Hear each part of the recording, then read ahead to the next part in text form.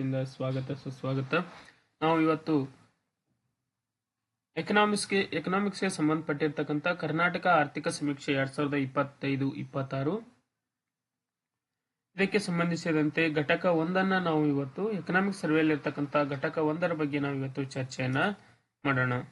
ಘಟಕ 1 ಆರ್ಥಿಕ ಸಮೀಕ್ಷೆ 2025-26 ಕರ್ನಾಟಕಕ್ಕೆ ಸಂಬಂಧಿಸಿದಂತೆ ಯಾವ ವಿಷಯದ ಬಗ್ಗೆ ಹೇಳುತ್ತೆ ಅಂದ್ರೆ ಕರ್ನಾಟಕ ರಾಜ್ಯದ ಆರ್ಥಿಕ ಸ್ಥಿತಿಗತಿಯ ಬಗ್ಗೆ 1ನೇ ಘಟಕ ಹೇಳುತ್ತೆ. ಅದರಲ್ಲಿ ಬರ್ತಕ್ಕಂಥ ಸರ್ವೆಗಳು ಯಾವುವು, ನಮ್ಮ ಕರ್ನಾಟಕದ ಸ್ಥಾನಗಳೇನು, ಸೂಚ್ಯಾಂಕಗಳೇನು, ಬೆಳವಣಿಗೆ ದರಗಳೇನು, ಅತಿ ಹೆಚ್ಚು, ಮಧ್ಯಮ ಮತ್ತು ಅತಿ ಕಡಿಮೆ ಅಭಿವೃದ್ಧಿಯನ್ನು ಹೊಂದಿರತಕ್ಕಂಥ ಜಿಲ್ಲೆಗಳು ಯಾವುವು, ಯಾವ ಸ್ಥಾನದಲ್ಲಿದೆ, ಇವೆಲ್ಲವನ್ನು ನಾವೀಗ ಈ ತರಗತಿಯಲ್ಲಿ ಚರ್ಚೆಯನ್ನ ಮಾಡೋಣ. ಅದಕ್ಕಿಂತ ಮುಂಚೆ ನೀವು ಪ್ರತಿ ಕ್ಲಾಸ್ನ ಅಪ್ಡೇಟ್ ಅನ್ನ ಪಡಿಬೇಕಾದ್ರೆ KS ಕ್ಲಾಸಸ್ ಅಂತಕ್ಕಂಥ ಯೂಟ್ಯೂಬ್ ಚಾನೆಲ್ ನ ಸಬ್ಸ್ಕ್ರೈಬ್ ಮಾಡೋದರ ಮುಖಾಂತರ ನೀವು ಉಚಿತವಾಗಿ ಕ್ಲಾಸಸ್ ಗಳನ್ನ ಕೇಳಬಹುದು ಮತ್ತು ನಿಮ್ಮ KPSC, KEA, PC, PSI ಮತ್ತು ಇತರ ಎಲ್ಲ ಕರ್ನಾಟಕಕ್ಕೆ ಸಂಬಂಧಿಸಿರ್ತಕ್ಕಂಥ ಪರೀಕ್ಷೆಗಳಿಗೆ ಈ ತರಗತಿಗಳು ತುಂಬಾ ಅನುಕೂಲವಾಗ್ತಕ್ಕಂಥದ್ದು. ನಾವೀಗ ಚರ್ಚೆ ಮಾಡ್ತಕ್ಕಂಥ ವಿಷಯ ಕರ್ನಾಟಕ ಆರ್ಥಿಕ ಸಮೀಕ್ಷೆ 2025-26 ರಾಜ್ಯದ ಆರ್ಥಿಕ ಸ್ಥಿತಿಗತಿ, ಸ್ಟೇಟ್ಸ್ ಎಕನಾಮಿ ಅಂಡ್ ಓವರ್ವ್ಯೂ ಅಂತಕ್ಕಂಥದ್ದು. ಪ್ರಶ್ನೆ 1, ಕರ್ನಾಟಕದ ರಾಜ್ಯದ ಒಟ್ಟು ಆಂತರಿಕ ಉತ್ಪನ್ನದ ಪ್ರವೃತ್ತಿಗೆ ಸಂಬಂಧಿಸಿದಂತೆ ಈ ಕೆಳಗಿನ ಹೇಳಿಕೆಗಳನ್ನ ಗಮನಿಸಿ ಅಂತ ಇದೆ.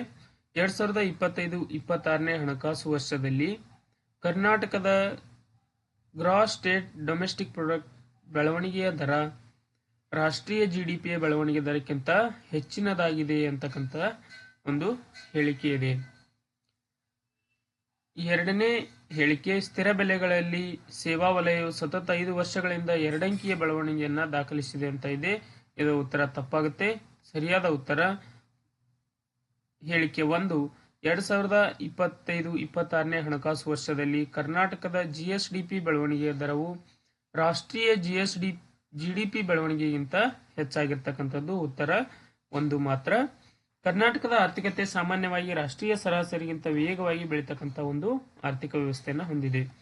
ಹಾಗಾದರೆ ಬೆಳವಣಿಗೆ ದರದ ಹೋಲಿಕೆಯನ್ನು ನೋಡುವುದಾದರೆ ಕರ್ನಾಟಕದ ಆರ್ಥಿಕ ಬೆಳವಣಿಗೆಯ ಅಂದಾಜು 10.5ರಿಂದ 11% ಸ್ಥಿರ ಬೆಲೆಗಳಲ್ಲಿ ಇರ್ತಕ್ಕಂಥದ್ದು.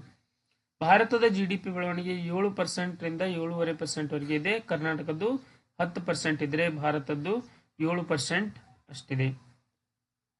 ಇನ್ನು ಕರ್ನಾಟಕದ ರಾಷ್ಟ್ರೀಯ ಬೆಳವಣಿಗೆಯ ದರಕ್ಕಿಂತ ಸುಮಾರು 3ರಿಂದ 4% ರಷ್ಟು ಹೆಚ್ಚಿನ ವೇಗದಲ್ಲಿ ಅಭಿವೃದ್ಧಿಯನ್ನ ಹೊಂದ್ತಾ ಇದೆ ಅಂತಕ್ಕಂಥದ್ದು. ಮುಂದಿನ ಪ್ರಶ್ನೆ, ನಾವು ಇದನ್ನ ಚಾರ್ಟ್ ನಲ್ಲಿ ಕೂಡ ನೋಡಬಹುದು. ಪ್ರಶ್ನೆ ಸಂಖ್ಯೆ 2, ರಾಜ್ಯದ ತಲಾ ವರಮಾನ ಪರ್ ಕ್ಯಾಪಿಟಲ್ ಇನ್ಕಮ್ ಕುರಿತಾದ ಈ ಕೆಳಗಿನ ಅಂಕಿಅಂಶಗಳನ್ನು ವಿಶ್ಲೇಷಿಸಿ ಅಂತ ಇದೆ. ಕರ್ನಾಟಕದ ತಲಾ ಆದಾಯ ವರಮಾನವು ಪ್ರಸ್ತುತ ಭಾರತದ ಸರಾಸರಿ ತಲಾ ವರಮಾನಕ್ಕಿಂತ ಸುಮಾರು ಎಷ್ಟು ಪಟ್ಟು ಹೆಚ್ಚಾಗಿದೆ ಅಂತ ಇದೆ. ಉತ್ತರ 2.2 ಪಟ್ಟು ಹೆಚ್ಚಾಗಿರ್ತಕ್ಕಂಥದ್ದು. Option B. ಕರ್ನಾಟಕದ ತಲಾ ಆದಾಯದಲ್ಲಿ ದೊಡ್ಡ ರಾಜ್ಯಗಳ ಪೈಕಿ ಮುಂಚೂಣಿಯಲ್ಲಿದೆ. 2025-26 ಅಂಕಿಅಂಶಗಳ ಪ್ರಕಾರ ರಾಷ್ಟ್ರೀಯ ಸರಾಸರಿಗಿಂತ 2.2% ಕರ್ನಾಟಕದ ತಲಾ ಆದಾಯ ಹೆಚ್ಚಾಗಿರ್ತಕ್ಕಂಥದ್ದು. ಅತಿ ಹೆಚ್ಚು ತಲಾ ಆದಾಯವನ್ನು ಹೊಂದಿರತಕ್ಕಂತಹ ಜಿಲ್ಲೆಗಳು ಯಾವುವು ಕರ್ನಾಟಕದ ಅಂದ್ರೆ ಬೆಂಗಳೂರು ನಗರ, ದಕ್ಷಿಣ ಕನ್ನಡ ಮತ್ತು ಉಡುಪಿ. ಕಾರಣ IT, ಶಿಕ್ಷಣ ಮತ್ತು ಬ್ಯಾಂಕಿಂಗ್ ವಲಯದಲ್ಲಿ ಹೆಚ್ಚು ಪ್ರಭಾವವನ್ನು ಹೊಂದಿರತಕ್ಕಂಥದ್ದು. ಮಧ್ಯಮ ಪ್ರಮಾಣದಲ್ಲಿ ಇರತಕ್ಕಂಥ ಜಿಲ್ಲೆಗಳೆಂದರೆ ಬೆಳಗಾವಿ, ಮೈಸೂರು, ಧಾರವಾಡ ಮತ್ತು ತುಮಕೂರು. ಕಡಿಮೆ ಇರತಕ್ಕಂಥ ತಲಾ ವರಮಾನದಲ್ಲಿ ಕಡಿಮೆ ಇರತಕ್ಕಂಥ ಜಿಲ್ಲೆಗಳು ಕಲಬುರಗಿ, ರಾಯಚೂರು ಮತ್ತು ಯಾದಗಿರಿ. ಇನ್ನು ತಲಾ ವರಮಾನ ಎಷ್ಟಿದೆ? ಭಾರತದ ಸರಾಸರಿ ತಲಾ ವರಮಾನ 7,15,000 ಇದೆ. ಕರ್ನಾಟಕದ ತಲಾ ವರಮಾನ 4,73,000 ಅಂತ ಆರ್ಥಿಕ ಸಮೀಕ್ಷೆಯಲ್ಲಿ ಹೇಳಲಾಗಿರ್ತಕ್ಕಂಥದ್ದು. ಇನ್ನು ಪ್ರಶ್ನೆ ಸಂಖ್ಯೆ 3, ವಲಯವಾರು ಕೊಡುಗೆಯನ್ನ ಅವುಗಳ ಪಾಲು ಆಧಾರಿತವಾಗಿ ಇಳಿಕೆ ಕ್ರಮದಲ್ಲಿ ಜೋಡಿಸಿ ಅಂತ ಇದೆ. 2025-26 ಆರ್ಥಿಕ ಸಮೀಕ್ಷೆಯ ಪ್ರಕಾರ ವಲಯವಾರು ಮೊದಲನೆಯದಾಗಿ ಸೇವಾ ವಲಯ, ನಂತರ ಕೈಗಾರಿಕಾ ವಲಯ, ನಂತರ ಕೃಷಿ ವಲಯ, ಈ ರೀತಿಯಾಗಿ ಇವುಗಳನ್ನು ಇಳಿಕೆ ಕ್ರಮದಲ್ಲಿ ಜೋಡಿಸ್ತಕ್ಕಂಥದ್ದು.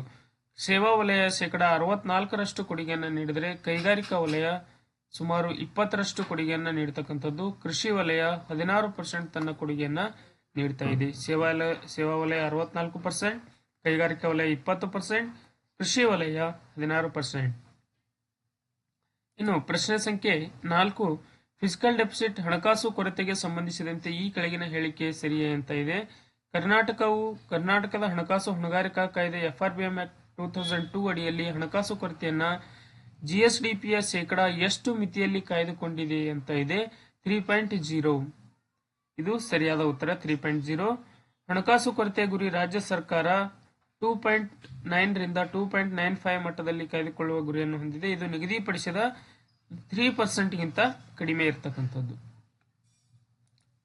ಇನ್ನು ಪ್ರಶ್ನೆ ಸಂಖ್ಯೆ 5. 2025-26ರಲ್ಲಿ ಕರ್ನಾಟಕದ ನೈಜ ಬೆಳವಣಿಗೆಯ ದರ ರಿಯಲ್ ಗ್ರೋತ್ ರೇಟ್ ಕುಸಿಯಲು ಮುಖ್ಯ ಕಾರಣವೇನು ಅಂತ ಇದೆ. ಮೊದಲನೇದು IT ಕಂಪನಿಗಳ ಮುಷ್ಕರ, ಕೃಷಿ ವಲಯದಲ್ಲಿ ಋಣಾತ್ಮಕ ಬೆಳವಣಿಗೆ, ಪ್ರವಾಸೋದ್ಯಮದಲ್ಲಿನ ಇಳಿಕೆ, GST ಸಂಗ್ರಹದಲ್ಲಿನ ವಿಫಲತೆ ಅಂತ ಇದೆ.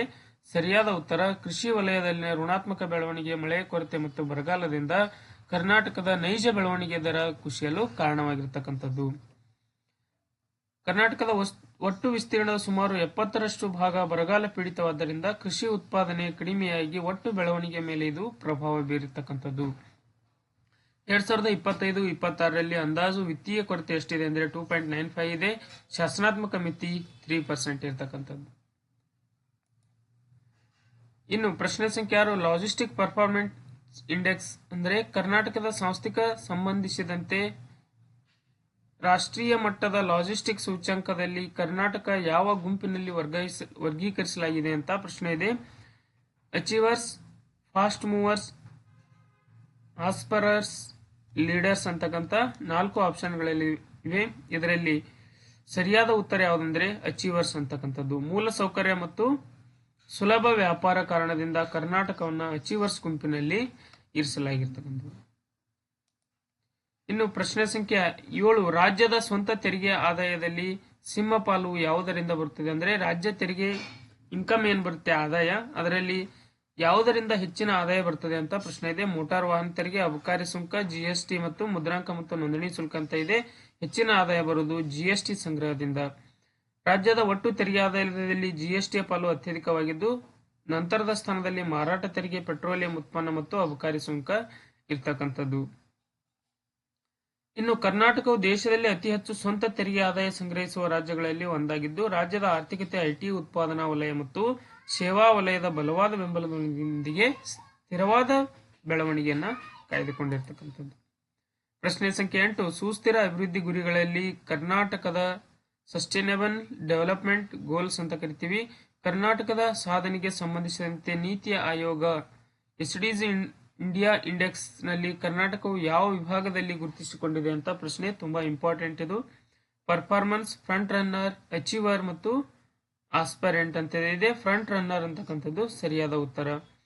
ಕರ್ನಾಟಕ ಆರ್ಥಿಕ ಬೆಳವಣಿಗೆ ಮತ್ತು ನಾವೀನ್ಯತೆಯಲ್ಲಿ ಉತ್ತಮ ಸಾಧನೆ ತೋರುವುದರಿಂದ ಇದನ್ನ ಫ್ರಂಟ್ ರನ್ನರ್ ಅಂತ ಸ್ಥಾನ ಗುರುತಿಸಲಾಗಿದೆ.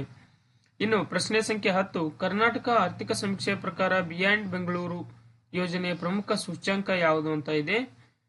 ಉತ್ತರ ಡಿಜಿಟಲ್ ಆರ್ಥಿಕ ಹಂಚಿಕೆ ಅಂತಕ್ಕಂಥದ್ದು ಸರಿಯಾದ ಉತ್ತರ. ಬೆಂಗಳೂರಿನ ಆಚೆಗೆ ಡಿಜಿಟಲ್ ಆರ್ಥಿಕತೆಯನ್ನು ವಿಸ್ತರಿಸುವುದು ಈ ಯೋಜನೆಯ ಪ್ರಮುಖ ಉದ್ದೇಶ ಅಥವಾ ಗುರಿಯಾಗಿದೆ. ಇಲ್ಲಿಗೆ ಘಟಕ 1 ಎಕನಾಮಿಕ್ ಸರ್ವೆ ಚಾಪ್ಟರ್ 1ರ ಮೇಲೆ ಬರ್ತಕ್ಕಂಥ ಇಂಪಾರ್ಟೆಂಟ್ MCQsಗಳನ್ನ 10 MCQsಗಳನ್ನ ಈ ತರಗತಿಯಲ್ಲಿ ನಾವು ವಿಶ್ಲೇಷಣೆ ಮಾಡಿದ್ದೇವೆ. ಇನ್ನು ಚಾಪ್ಟರ್ 2 ನಲ್ಲಿ ಬರ್ತಕ್ಕಂಥ ಮತ್ತೆ 10 MCQsಗಳನ್ನ 2ನೇ ಅಧ್ಯಾಯದ ಆಧಾರದಲ್ಲಿ ಮುಂದಿನ ತರಗತಿಗಳಲ್ಲಿ ವೀಕ್ಷಿಸೋಣ ಅಂತ ಹೇಳ್ತಾ ಅಲ್ಲಿಯವರೆಗೂ ಎಲ್ಲರಿಗೂ ಶುಭವಾಗಲಿ. ನೀವು ಮುಂದಿನ ತರಗತಿಗಳಿಗೆ KS ಕ್ಲಾಸಸ್ ಅಂತಕ್ಕಂಥ ಯೂಟ್ಯೂಬ್ ಚಾನೆಲ್ನ ಸಬ್ಸ್ಕ್ರೈಬ್ ಮಾಡೋದರ ಮುಖಾಂತರ ನೀವು ತರಗತಿಗಳನ್ನು ವೀಕ್ಷಣೆ ಮಾಡಬಹುದು. Thank you.